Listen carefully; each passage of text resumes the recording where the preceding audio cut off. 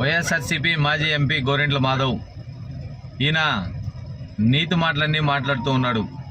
రాష్ట్రంలో red book రాజ్యాంగం నడుస్తుందని చెప్తా ఉన్నాడు. రాష్ట్రం అభివృద్ధి కాలేదని చెప్తా ఉన్నాడు.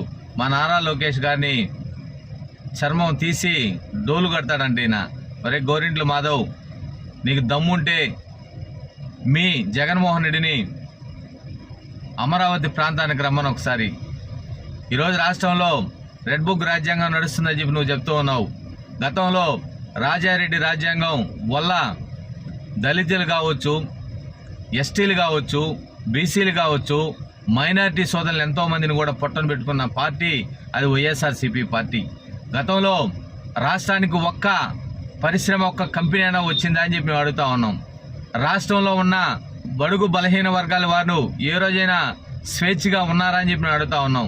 ఈరోజు నారా చంద్రబాబు నాయుడు గారు ప్రభుత్వంలో ఎన్నో కంపెనీలు రాష్ట్రానికి పెట్టుబడులు పెట్టేదానికి వస్తూ ఉన్నాయి. ఈరోజు రాష్ట్రంలో ఉన్న బడుగు బలహీన వర్గాల వారి కోసం అమరావతిని మీరు పూర్తిగా నిర్వీర్యం చేశారు.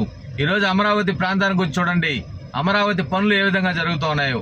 పోలవరాన్ని శిథిలావస్థలో తీసుకెళ్లిపోయారు గోరింట్ల మాధవ్. ఈరోజు పోలవరం కూడా అది ఒక సంవత్సరం లోపలే పూర్తయ్యే దశలో ఉంది. అంటే రాష్ట్రాన్ని అభివృద్ధి చేసేది ఎవరు? నారా చంద్రబాబు నాయుడు గారు. రాష్ట్రాన్ని ధ్వంసం చేసేది వైఎస్ఆర్సీపీ జగన్మోహన్ రెడ్డి. నువ్వు కూడా మాట్లాడతాం గోరింట్ల మాధవ్. చొక్కా ఇప్పుకొని ఆడవాళ్ళకు చూపించేది కాదు గోరింట్ల మాధవ్.